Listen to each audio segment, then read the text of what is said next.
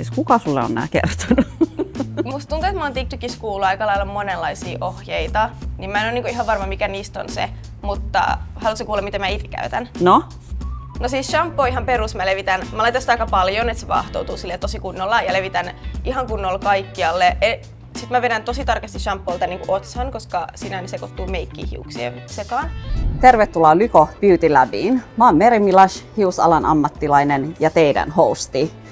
Tässä sarjassa sukelletaan hiustenhoidon saloihin vaihtuvien vieraiden kanssa. Eli tervetuloa mukaan! Tässä jaksossa puhutaan hiustenpesusta ja postwashista. Ja meillä on ihanin Elbe Lindblom vieraana. Tervetuloa! Moi! Moi! Täällä mä oon nytten freshly washed. Ihana!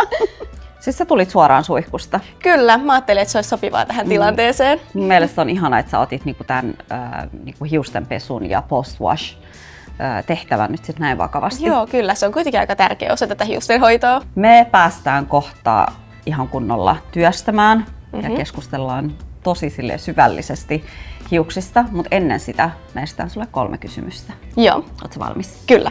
Mikä inspiroi sua just nyt?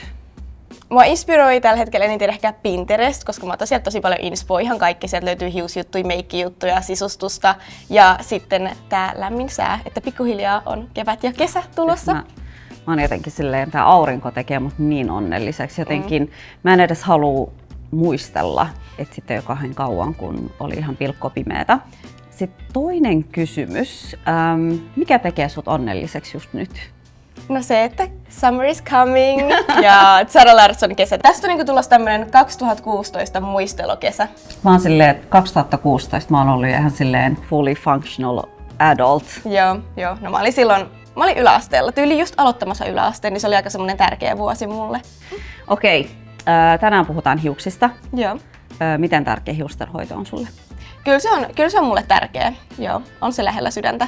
Okei, ja sitten 3. Hyvin kinkkinen kysymys. Okei. Mikä on sun hiustenhoidon holy grail? Mulla on just se tuote itse asiassa mukana täällä takataskussa kätevästi. Eli se on tää Eleven Australian Hair Miracle Elixir or whatever it is. Joo, tommonen. Onko sulla tää aina takataskussa mukana? No siis yleensä joo, koska mä käytän kyllä aamuisin, iltaisin, päivällä. Että voi laittaa milloin vaan hiuksiin. Onko se silleen, että sä istut ratikassa ja yhtäkkiä saat inspiksen, että nyt vähän öljy? No silleen okei, en mä ihan niinku hullua, mutta joo, siis basically se voisi toimia tuolla lailla. Vitsi, tää on kyllä tosi ihanan tuntunut. Tässä on joku tosi tuttu tuoksu. Tässä on superhyvä tuoksu, se on yksi mun lemppari juttu tässä tuotteessa. Onko se joku hedelmä? Siis joku, vähän semmonen tropical, vähän niinku miltä tää pakkauskin näyttää, tämmönen ihana kesäinen. Niin, tässä on kyllä joku kesä. Okei, ei saa tuplata tuotteita. Joo, mä haluaisin itsekin laittaa, mutta mulla on tää. Niin, me päästään niinku kunnolla nyt käsittele sun hiukset. Yeah. Sitten me puhutaan kaikista sun hiustenhoidosta. Joo. Niin mennäänkö aloittaa? Kyllä, mennään vaan. Joo, ja ota kuule semmonen mukava asento. Joo. Tänään käydään vähän keskustelua. Vitsi, tää on jännä. Hiustenhoidossa. Mä en oo siis mä en oo käynyt ikinä edes kampaajalla. Etkö? En oo. Okei. Mä oon käynyt kerran, mutta siitä ei niinku oikeesti puhuta, koska se floppasi niin pahasti. Joten mä en oo käynyt sellaisella mukavalla kampaamokäynnillä. Mut siis, mitäs hiusten leikkuu? Mä leikkaan ne ite. Joo. Ja värjään ite kotona, joten mä en tiedä, onko se paha juttu. Mut mä vaan otan ne tälleen ja vedän. Sitten mä tein itselleni layersitkin. Okei. Mä oon vähän tämmönen do it yourself. Mä katsoin DIY-videoita niin paljon yläasteella, niin en mä tiedä. Mä en kampaajana, mä en tiedä miten mä suhtaudun tähän. Nyt pitää ehkä löytää sulle pikaisesti joku hyvä kampaaja. Joo, mä oon oppinut vähän mun äitiltä, koska mulla on siis 3 sisarusta, niin meitä on 4 lasta ja äiti on aina leikannut meidän kaikkien hiukset, 2 pojan ja 2 tytön. Ja sit mä jotenkin ajattelin, että it's easy. Okei, no mut ainakin oikeaoppisesti sulla on mikrokuitupyyhe. Joo, se on Rakastan. hyvä. Se on hellän tuntunen. Joo. Ja millä sä oot pessy hiukset tänään? Kevin Murphyin niillä niinku liiloilla shampooilla ja hoitoaineilla. Okei, onko se sun semmonen luotto Joo, shampoo ja hoitoaine? On nyt ainakin 2 kuukautta ollut. Sitä ennen mä käytin Redkenin niitä kultaisia, mutta mä halusin testaa jotain uutta. Joo, koska jos käyttää jotain tosi pitkään, niin sit voi olla, että sä et niinku kun sä et käy kokeilemaan muita tuotteita, niin sä et voi tietää, että miten ne onkin parempia sun hiuksille. Totta. Okei, mä selvitän sun hiukset ja harjatan ne auki, Joo. mutta lisää kinkkisiä kysymyksiä. Tiedät sä, että on olemassa semmoinen oikea oppinen tapa käyttää shampoo- ja hoitoainetta? No, musta tuntuu, että mä oon TikTokissa kuullut aika lailla monenlaisia ohjeita, niin mä en ole niinku ihan varma, mikä niistä on se, mutta haluatko kuulla, miten mä itse käytän? No? No siis shampoo ihan perus mä laitan sitä aika paljon, että se vaahtoutuu silleen tosi kunnolla ja levitän ihan kunnolla kaikkialle. Sitten mä vedän tosi tarkasti shampoolta niinku otsan, koska siinä ne sekoittuu meikkiin hiuksien sekaan. Ja hoitoaine, Joo. tämän mä teen ehkä väärin, koska mä laitan hoitoainetta siis myös tänne ihan päähän. Koska mä oon kuullut, että jos hoitoainetta laittaa päänahkaan, niin se tekee niinku hyvää päänahalle ja auttaa niinku hiuksia kasvamaan. Ja sitten kun mulla on niinku kuitenkin katkenneet hiuksia, niin nehän alkaa jostain kuitenkin täältä aika keskeltä hiuksia, niin nekin on kuitenkin niinku hiusten päätyjä, niin eikö periaatteessa sen takia myös pidä sinne niinku laittaa hoitoainetta? Okei, ensinnäkin siis kuka sulle on nämä kertonut? Musta tuntuu, että nämä on niinku mun omia päätelmiä kaikista informaatioista, mitä mä oon saanut kaikkialta. Joo, mähän on siis itse sitä mieltä, että sitä ei pidä ottaa silleen liian vakavasti, mutta on kuitenkin, mä ajattelen sitä näin, että ne hiustuotteet on sitä varten, että ne oikeasti tekee sitä, mitä niiden kuuluukin tehdä. Et esimerkiksi shampoon on tarkoitus puhdistaa sun hiukset, niin se kuuluu sinne hiuspohjaan. Eli siis se riittää, että kun sä levität sitä sinne hiuspohjaan, ja sitten kun se huuhtoutuu pois, niin se pesee tarpeeksi ne latvat. Ellei niin kun sun hiuksissa ole ihan super paljon tuotteita, niin sitä shampoota ei tarvitse oikeasti laittaa niihin latvoihin ollenkaan. Okei. Se kuitenkin niin kun myös riisuu niin kun kaiken semmoisen hyvän.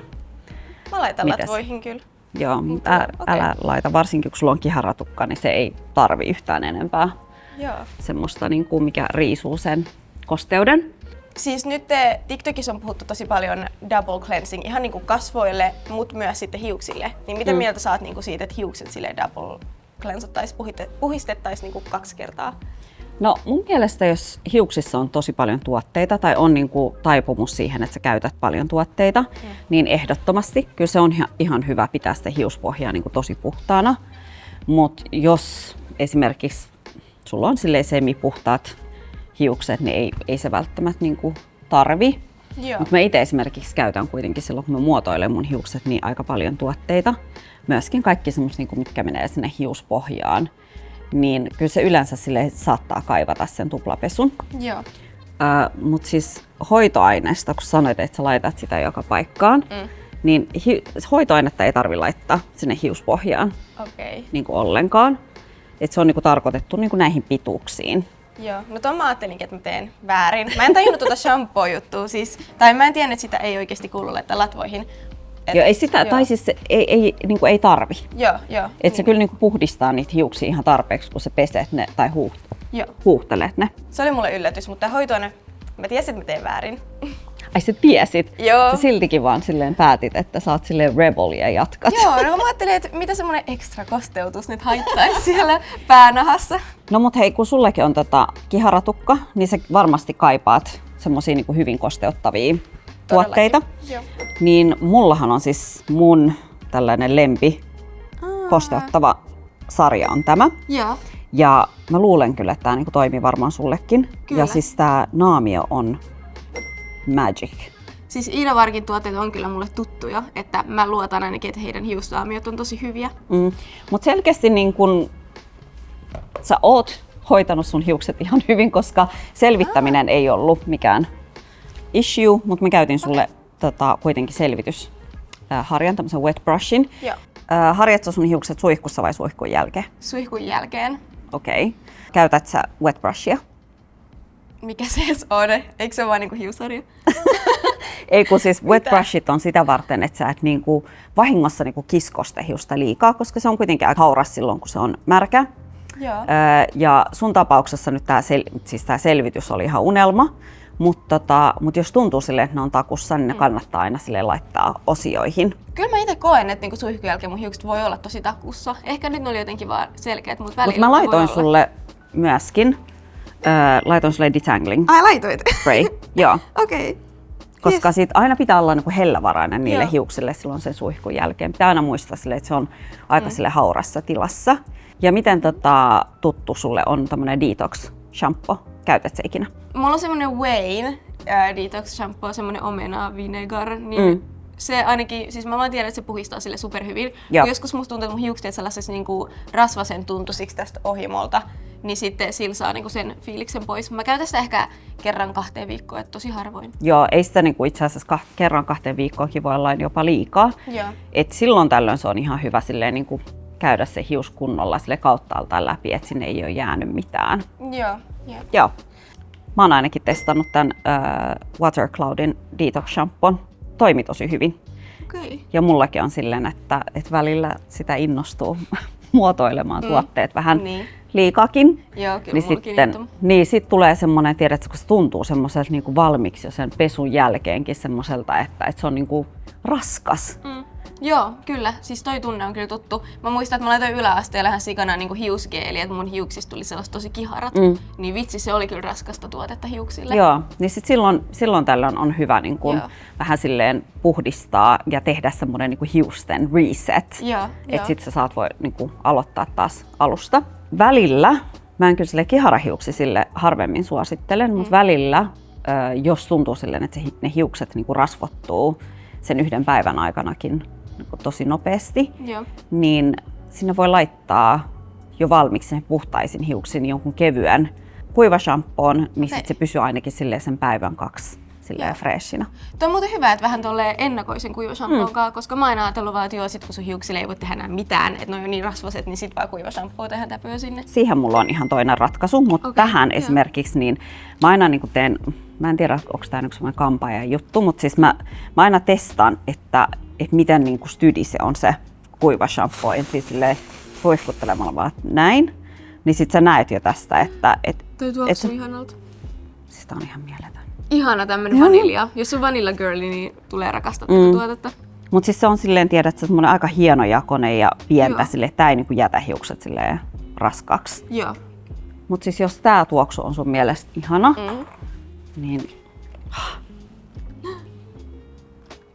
Oi, toi tuoksuu ihan superhyvältä.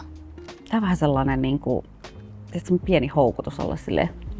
Älä vaan. Siis mä kysyin yhdessä PR-tapahtumassa yhdessä tuotteesta, että voiko sitä syödä. Ja sitten mulle oltiin silleen, no oikeastaan technically voi, koska se oli semmonen tosi luontainen tuote, niin mut sitten ne vaan sanoivat, että älä syö. Mut siis kuitenkin, että sitä periaatteessa pystyisi raaka-aineiden takia syömään.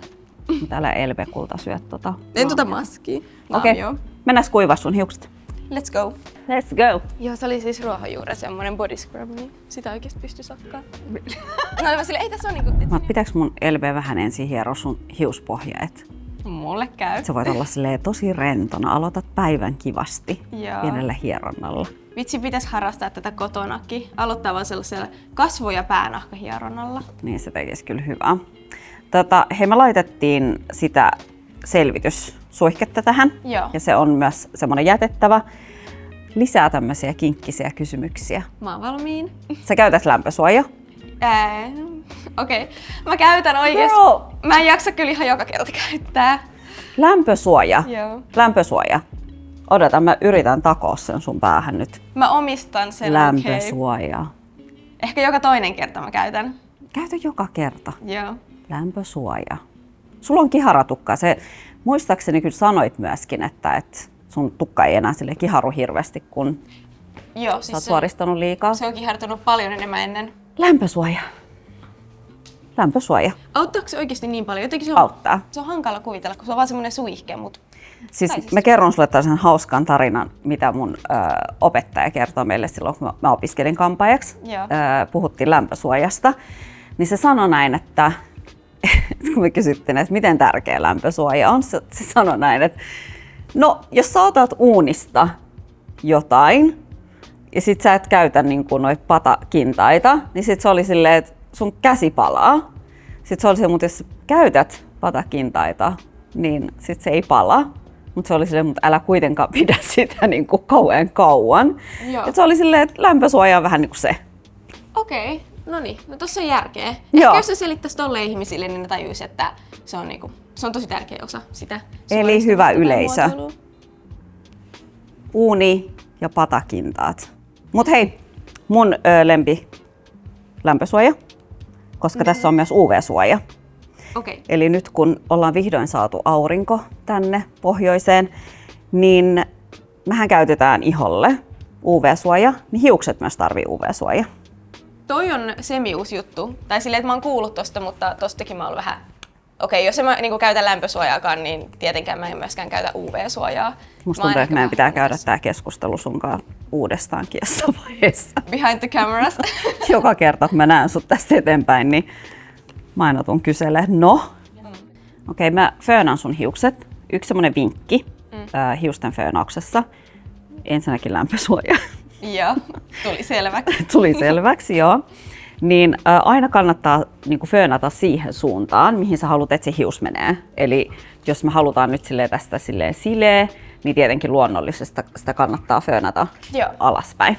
Siis ihan semmoinen looginen. Mä itse föönaan hiuksia tosi harvoin. Mä annan niitä yleensä kuivua, koska mä just ajattelen, että kun mä suoristan niitä niin usein, niin sit mä en halua antaa niille yhtään liikaa lämpökäsittelyä. Niin, mutta jos mä föönaan, niin tyyli mä vaan just vedän silleen ihan missä sattuu. Niin toi on hyvä vinkki. Siinä on myöskin se, että esimerkiksi kun sä suoristat hiukset, niin se, että sä föönat ne sinne alle jo hyvin, tarkoittaa, että sun ei tarvitse käyttää läheskään niin paljon sitä lämpöä, sit kun sä suoristat sen. Niin. Joo. Se voisi kyllä säästellä hiuksia. Joo. Vitsi toi on.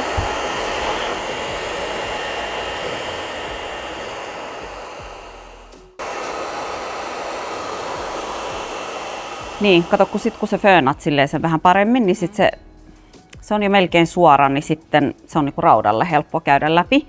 Ja suoristus tehdään aina pienissä osioissa. Joo. Mut Elve, hei, kerropa vähän, miten susta tuli tällainen niinku beauty-somettaja?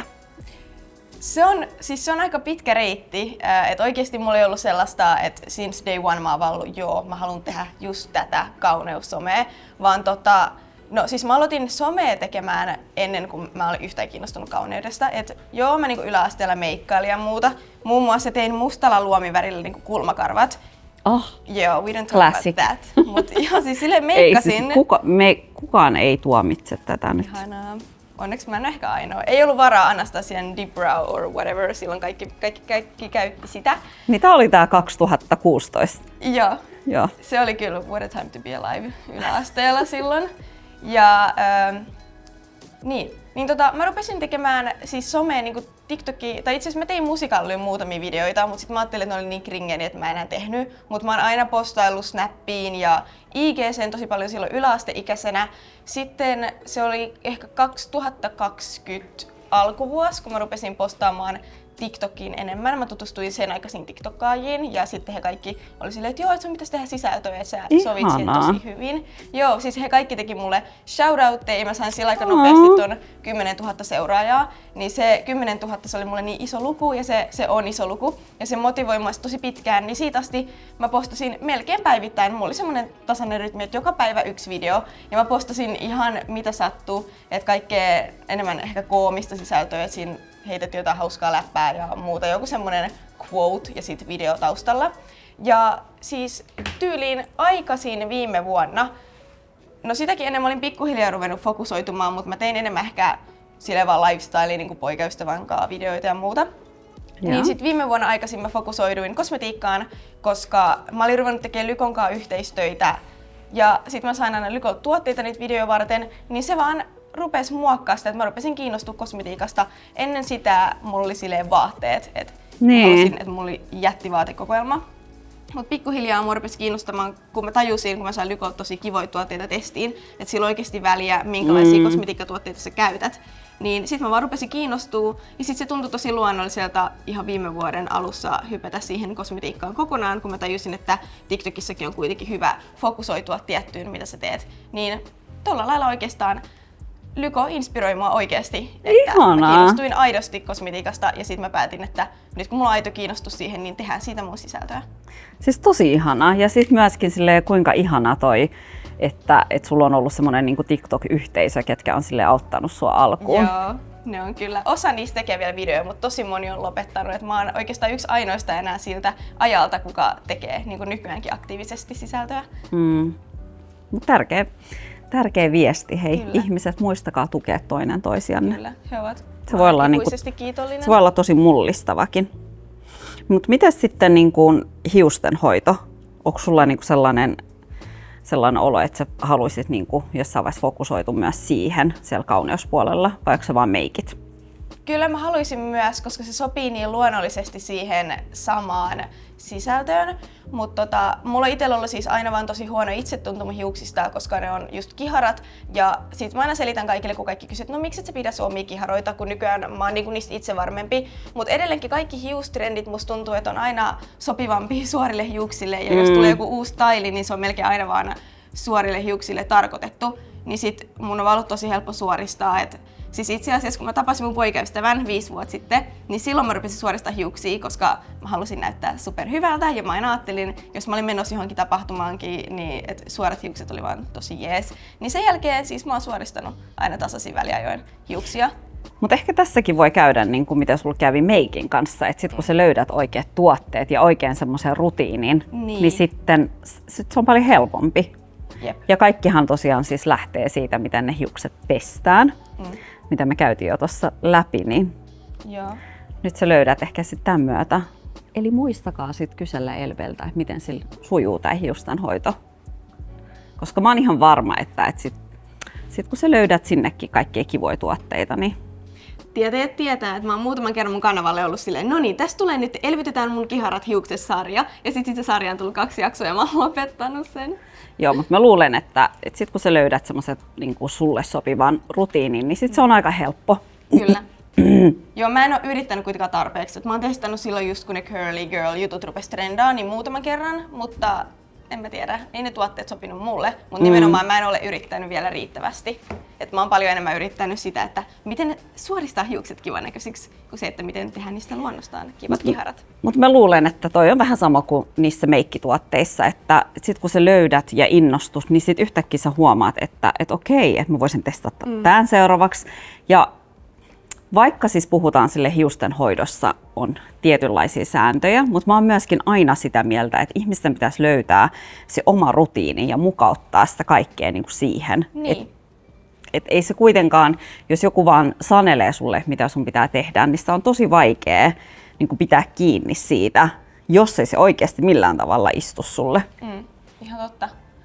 Onko sulla niinku itsellä sit vinkkiä kampaajana katsojille, että miten ne niinku löytää itse niille sopivat hiustuotteet? Et pitääkö sun vaan niinku testailla tosi paljon eri tuotteita vai millä lailla sä löydät ne täydelliset itsellesi? No mä oon ensinnäkin sanonut, että kun internet on täynnä ihmisiä, ketkä tekee vaikka niin kuin hiussisältöä, niin yleensä kannattaa niin kuin etsiä sellainen, kenellä on about samanlainen hiustekstuuri kuin sulla. Ja sit sä katsot, että toimiiko se hänen rutiini hänelle mitään hyvin, niin siitä on niinku tosi helppo lähteä sit vähän niinku ottaa sieltä niitä vinkkejä. Mä teen tota samaa. Niin, koska jos sulla on niinku joku semmoinen ihminen, kenellä on ihan tosi erilainen hiustekstuuri, niin ei se välttämättä toimi sulla. Niin. Toi on ehkä just toi, kun mä puhun just siitä, että kaikki trendit oli aina suorahiuksisille, niin nyt toki TikTokissa se on niin laaja maailma, niin kyllä mä oon nähnyt siellä sellaisia, joilla on samanlaiset kiharat kuin mulla. Ja se on kyllä motivoinut mua enemmän. Niin.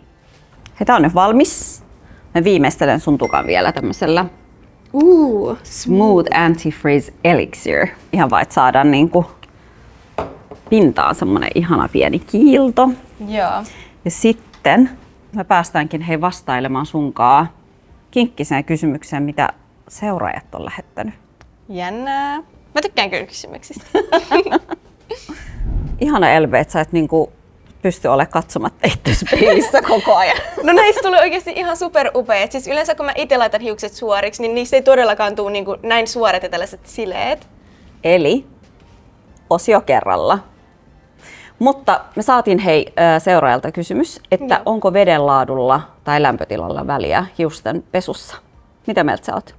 Kyllä mä oon niinku kuullut, että sillä olisi, että ilmeisesti pitäisi vähän viileämmällä vedellä pestä, mutta sen tarkemmin en ole perehtynyt itse asiassa aiheeseen. Paitsi suihkusuodattamista olen kuullut myös TikTokissa. Joo. Siis Suomessahan meillä on silleen hyvä tilanne, että veden laatu on kuitenkin ihan hyvä. Niin jos tuntuu siltä, että sä oot tehnyt kaikkea sun hiuksille ja sä oot yrittänyt hoitaa niitä ja mikään ei toimi, niin sitten voi olla, että kannattaa tarkastella, että voiko se johtua siitä vaikka oman kylppäriveden laadusta. Yleensä just niitä suodattimia myydään sitä varten, että jos on vaikka jotkut vanhat putket, niin saattaa niin kuin varsinkin vaaleanetuille hiuksille niin kuin olla haitaksi. Mutta muuten mä en usko, että se on meillä täällä niin iso ongelma. Ja sitten veden lämpötilalla, niin siinähän on siis sellainen juttu, että kun se peset shampoolla, niin se kannattaakin huuhdella vähän lämpimällä vedellä. Mutta sitten kun sä laitat naamion ja hoitoaineen, niin se veden kannattaa olla vähän viileämpi. Niin sitten se sulkee sen hiuksen vähän paremmin. Okei, siis en ole ikinä kuullut tällaisesta, mutta ihan superhyvä tietää. Ja toi on ehkä hyvä, kun sä oot lähdössä suihkusta pois, niin sulla tulee aina superkylmä. Joo, niin se on hyvä, että sä vähän viilennät sitä vettä jo pikkuhiljaa, se on semmoinen shokki, kun sä lähdet suihkusta. Sitten se on muutenkin mun mielestä ihana semmoinen niinku fresh, tiedätkö, semmoinen silaus siihen, että joo, kyllä on. Ja sitten se vähän herättelee. Okei, Elbe, musta tuntuu, että mä oon antanut tänään nyt hyviä vinkkejä. Mutta jos mä nyt vaikka tässä vielä niin kun tiivistäisin kaiken, niin kevyt kuiva shampoo voi olla ihan hyväksi laittaa heti sen pesun jälkeen, jos tuntuu siltä, että se hius rasvottuu sen päivän aikana. Joo. Valmiiksi puhtaisiin hiuksiin. Ehdoton sellainen must on se, että kesäksi UV-suoja hiuksille. Tää oli uusi.